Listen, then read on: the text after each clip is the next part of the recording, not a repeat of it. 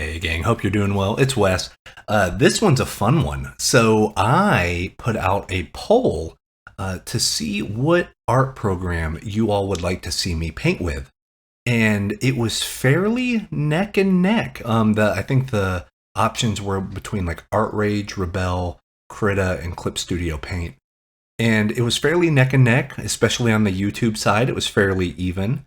And then it was fairly even on the Twitter side as well for the Twitter poll. But then something happened, and I wonder what it could be, if maybe something or someone maybe have mentioned it in their timeline. But so yeah, thanks to Raymond and Krita. Krita won. And I wanted to do kind of a concept art-esque landscape painting from imagination using a lot of the tools that Krita provides. So without further ado, we're going to look at this time lapse. The painting took a few hours, and I'm going to talk about the steps I took and kind of some tips and tricks for landscapes, but then also really talk about Krita and what my overall thoughts are for Krita as of version 4.4.3, I believe. Hey, 4.5's down the pipe, but I'll talk about that in the narration. But yeah, hope you enjoy. If you have any questions, let me know in the comments section below. And also, let me know what you think about Krita. I'd love to hear your thoughts. But without further ado, let's get started on the painting. Let's go.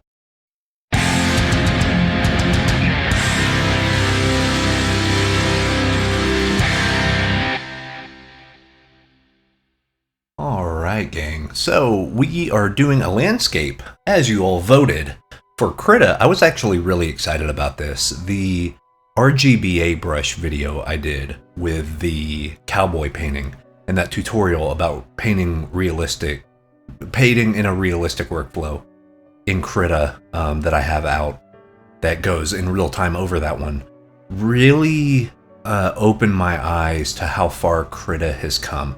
So before we get into that and my overall thoughts about Krita as a platform, I did want to kind of discuss how I went about making this landscape. So I'm back in Final Fantasy XIV. I played a while in like 2014 and 2015, I think, and then kind of dropped off for many, many years. And the game is real good. And it reminded me, I also love Guild Wars 2. And I wanted to make a landscape that was almost a piece of concept art. So not super finalized. So like no photo bashing, not something super highly rendered, but tighter than I normally work with something just like putting shapes down. And this allowed me within Krita to use a lot of the different tools here. So you're going to see me during the course of this, basically the workflow. I use just a basic value pass with some thick, big brushes. I think I use the RGBA thick paint brush, which is the second default brush on the RGBA, which I think is maybe my favorite brush in Krita right now. I think it's my favorite.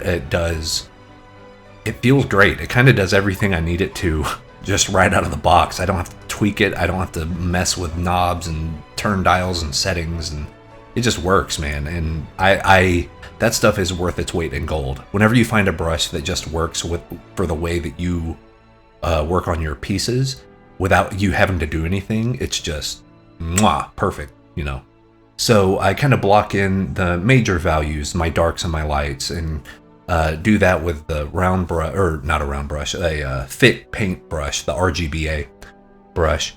And you'll notice I used a little sketcher brush to just kind of not even define shapes necessarily, but just sort of get some gestures down and see maybe what the perspective was, maybe what I was working on, if it was going to make sense. And in that very video gamey fantasy art style, I wanted to do kind of a tilted composition where the rocks form this plateau, but the plateau, it kind of leads your eye to maybe a city or a dwelling or something similar.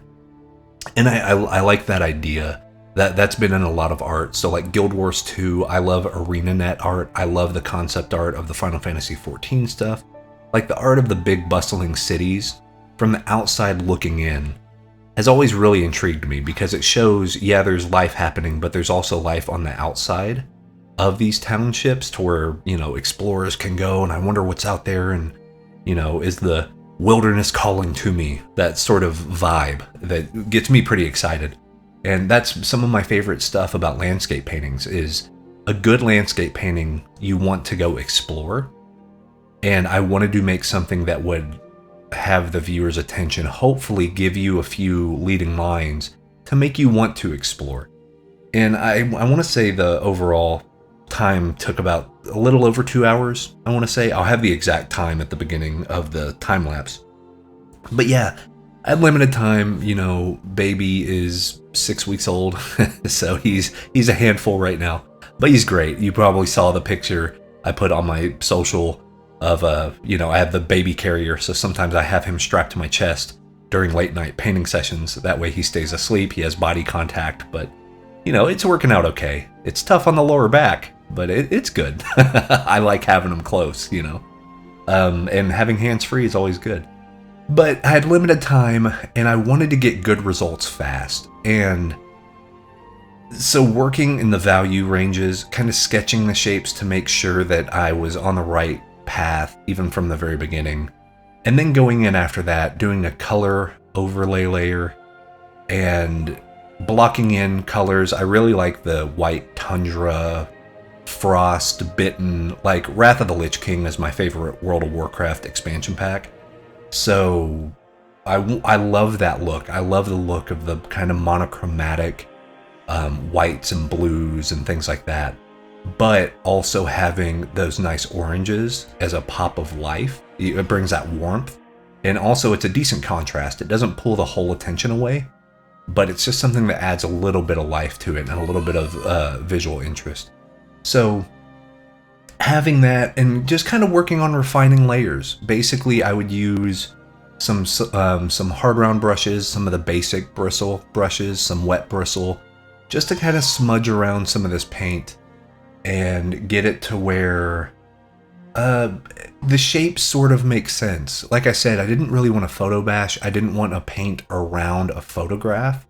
So I wanted to work primarily from imagination. And really with that, it's like craggy rocks and, just interesting looking shapes that goes at a weird angle.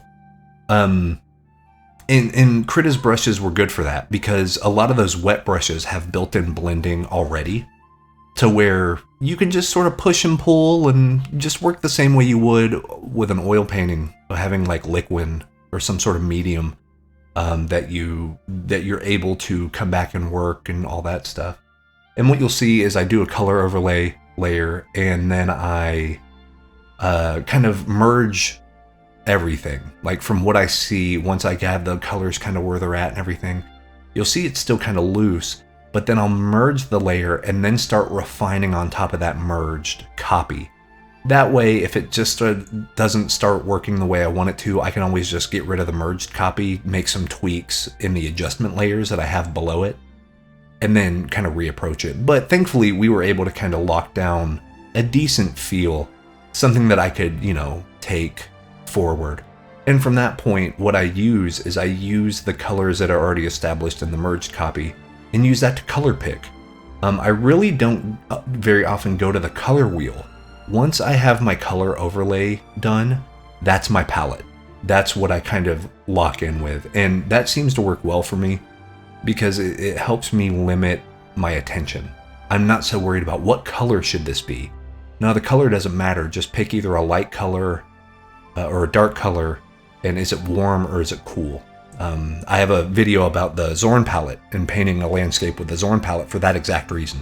I think it's a great palette to work with, to understand not necessarily colors, but understanding temperature. Because I think temperature goes a long way in making the color wheel a little easier to dissect.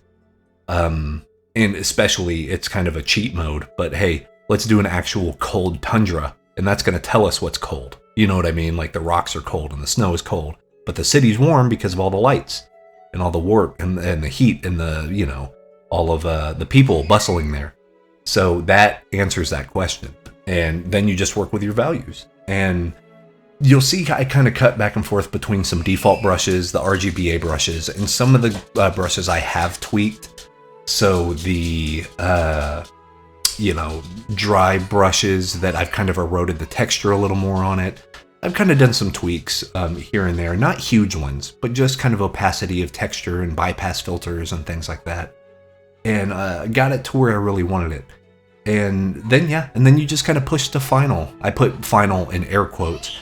If this was for a company, I would spend another, let's say, 7 or 8 hours on this, make it about a 10 to 15 hour landscape.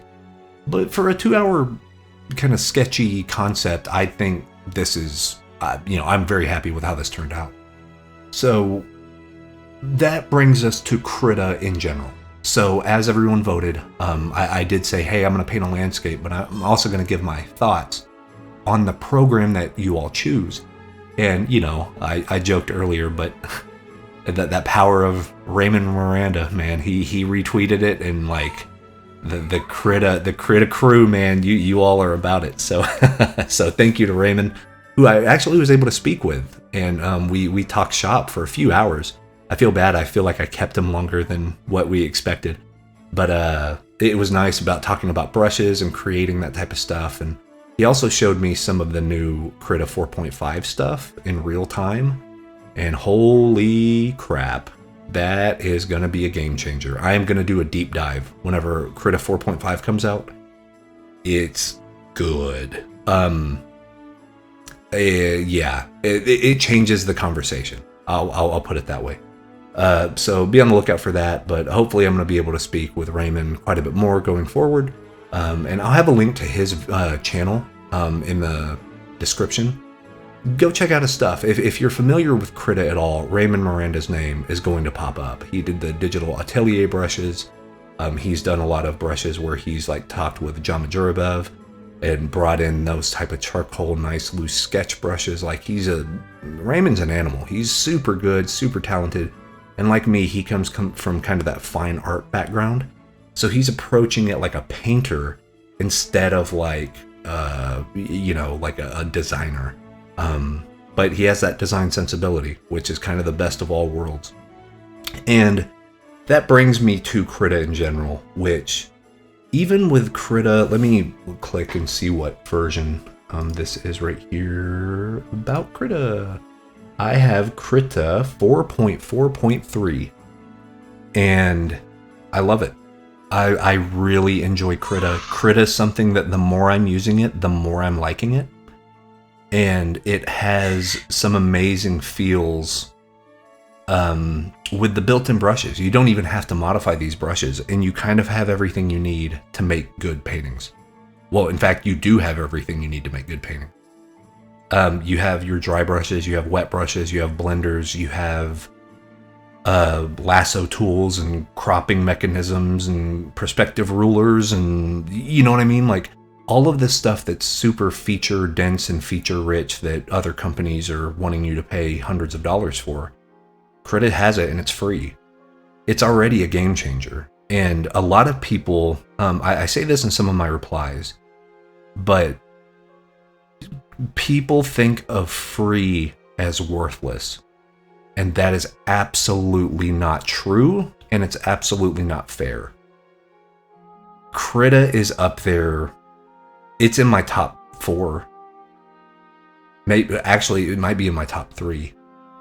I have over 9 different painting programs, and a lot of you probably are new to the channel and maybe came to the channel because of my digital painting overview, where I spent over an hour and a half going over all 9 of my most used softwares. And at the time, I remember liking Krita, but I didn't use it a lot. And I think I said that in the video. I was like, hey, I like it and it's free and I love having it as a safety net. But I'll go to other stuff. More often, especially with those RGBA brushes, I will load Krita before I'll load like PaintStorm Studio now. I'll load Krita definitely before I load Corel Painter. We have a whole video about that as well. But anyway, every new iteration of Krita keeps getting better. And like, of course, that's to be expected. You would hope they would do good updates and things like that. But I'm just saying, I mean, the way a lot of people are converts for like Clip Studio Paint, you'll see a lot of people on social media say, oh, I was a Photoshop person for 10 years. I started using Clip Studio Paint and I'm never going to go back. I would love for them to also try Krita. And because Krita's free, all it takes is your time. That's all it takes. It takes your download and it takes your time. And that's it. Give it a whirl. Because a lot of people will think, oh, Krita, that's the free one. Yeah, I guess that's good if you're starting out, but now you need to like quote unquote level up. That's not true. Krita has what you need. It's about learning really how to use it. It is true that some of the terminology and some of the way the settings are worded are a little bit different. So there's a learning curve, and there's going to be a learning curve for any of these. But if you need a thing, Krita probably has it. And the great thing about it being open source and having such an active community, if it doesn't exist, you can probably request it, and it will not go on deaf ears. I'll put it that way. I recently signed up for the Krita artist community. I need to actually go and make my formal introduction there, but I kind of browse around and stuff. And the developers are super active. They're very active. They want to hear feedback and kind of, what's going on with this and like what features are you missing from another piece of software that you would really like here. And I think there's a lot to that. And I'm a big proponent on open source. I'm a big proponent on lowering the barrier of entry to digital art. And Krita is probably in the lead, in my opinion, in regards to being open and welcoming and being a perfect place to start, because you will grow alongside Krita. Krita has everything you need to make industry standard paintings. I can tell you for a fact, and this is a true story, if you have some weird thing or notion, or you've heard, oh, Krita's good, but you can't make professional stuff with it, I will tell you that's an outright lie, because if you buy the Forsaken Systems Player's Guide for Warhammer 40k by Cubicle 7, 3 out of my 4 paintings in that book, one of them is the first main painting in the book, I did in Krita. So how's that? You know what I mean? Like, I might use some other programs depending on if they have a certain tool, or maybe there's a certain workflow that I'm faster with. But as far as features, Krita's, the fact that they keep adding more features is crazy, especially because it's free. I'm like, come on, man. Like, I will say, and I don't want to harp on the free stuff too much, because Krita's not good because it's free. Krita's good because it's good. And that's a very important disclaimer.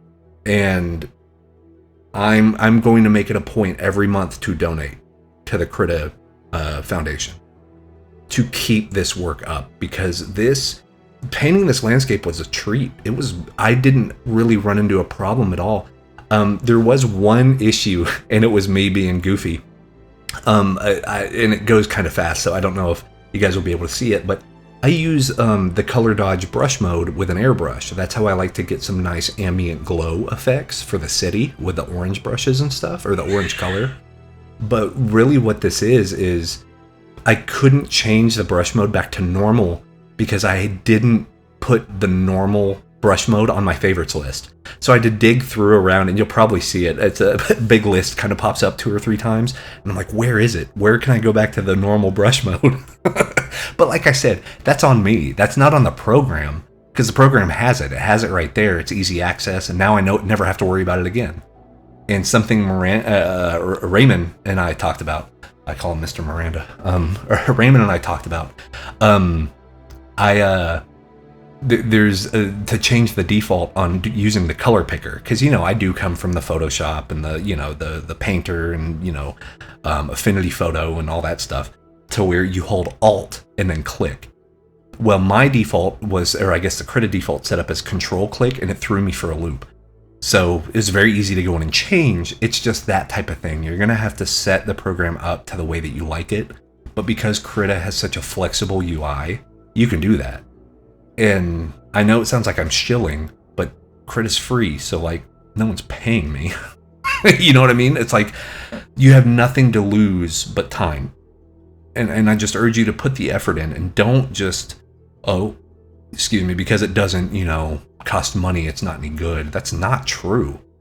I would a million times, and I will just come out right out and say it, I would a million times use Krita over Corel Painter. A million times. If I don't care what device you hand me, I don't care what it is. Corel Painter is charging $400 or like $200 for an upgrade. Krita's free, and in my opinion, works with natural brushes better than Painter. Better than Painter. Painter's entire gimmick is like realistic brushes. Krita has a better realistic brush engine and feel out of the box than Painter does. Done. It just does. And I know I might get some comments that disagree with me on that. That's fine. But I would urge you, if you have not used Krita in a while, reinstall it and mess around. Because you're going to be pleasantly surprised. And I think that there's a lot of power and untapped potential for more artists using Krita, because now we can see, the more that artists use Krita, the more we can see it changing and evolving. You know what I mean? Like, the more support it gets, not even just monetarily, but just from like the, YouTubers or, social media artists or Instagram artists or TikTok artists or whatever. The more people actually use Krita and make professional level work, it's nothing but a net positive for Krita. And the thing is, it's easy to do. It's fun. It's responsive. I've never, knock on wood, I've never had Krita crash on me, not once. I probably haven't pushed it to its limit yet, but the way I work, I know I can just open it up, make a canvas, and get going. And that's worth its weight in gold, instead of having to like have a PhD in metaphysics or something, like with stuff like Photoshop and Painter. Photoshop, I know it like the back of my hand because I've used it for over 15 years. As a hobbyist primarily, but now as a professional, being in my second year as a pro artist, like doing it for a full-time living, I'll load up Krita just as much as I'll load up Photoshop. It just depends on what the client needs, and it's good to have an arsenal of tools in your toolbox. And that's what I consider these type of, sorry, my puppy's walking around on our, on our floor and it's clicking. But it's good to have tools in your toolbox. It's good to have things in your MacGyver hat that you can solve problems with. And Krita is very much a part of that process now. In fact, I will say that thick paint RGBA brush is a life changer. And the just generic paintbrush called Basic Details. I use that at the endpoint on this. And to me, it's my favorite hard round detail brush I maybe have ever used. I love Clip Studio Paint, which came in second on this vote, by the way. So we'll be doing some stuff in Clip Studio soon as well. But what's funny is I have Ray Frendon's Clip Studio brush pack, the really famous one that costs $15, but you get like 800 brushes.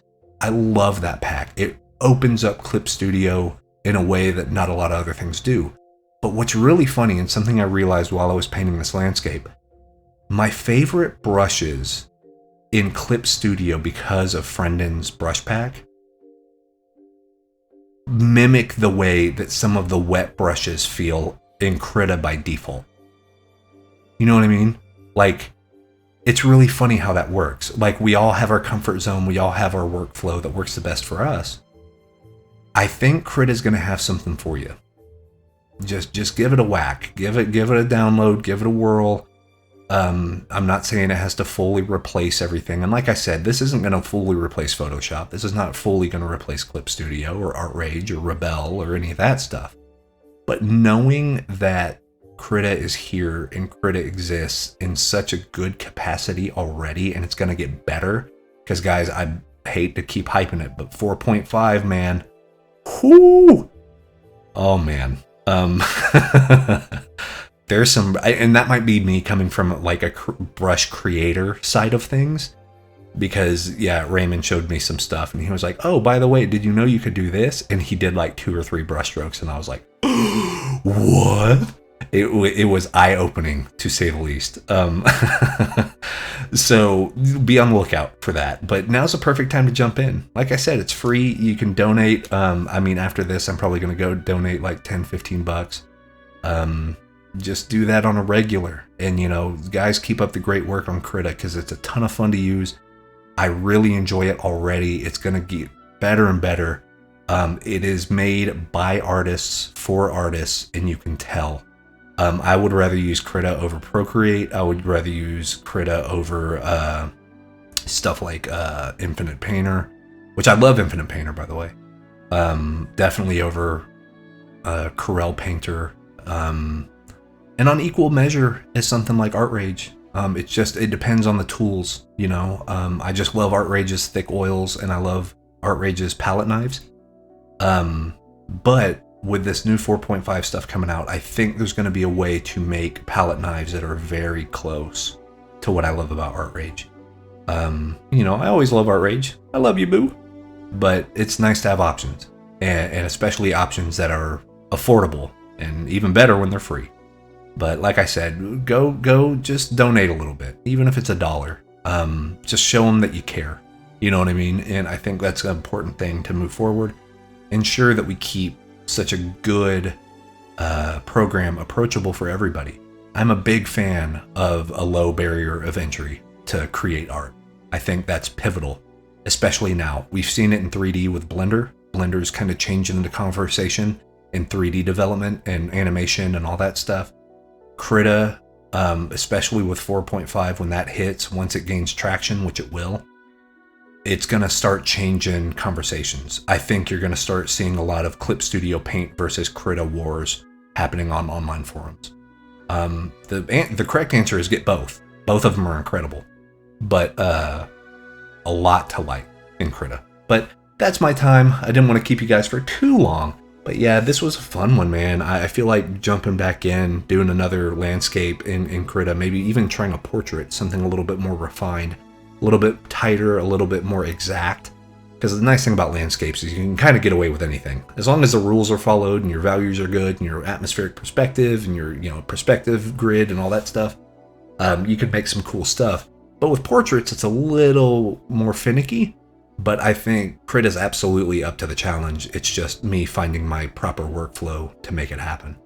But yeah, that's my time. Let me know what you think in the comments. Are you a big Krita fan? Have you used it a lot? Or is it something that you hear about, but you're like, yeah, Krita, but it's free. So, I mean, how good could it really be?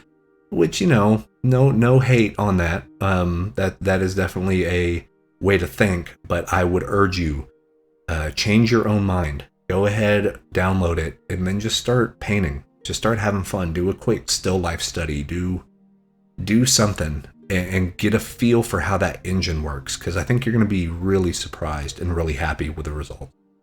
But yeah, that's my time for this time. We will see you very, very soon. Thank you all so much for the support, and I have a special video coming up next about kind of my year in review and some of the projects I was able to work on as a pro. So I'm excited about that one. Hope you are too. But until we meet again, take care, stay safe, and we'll see you next time. Bye.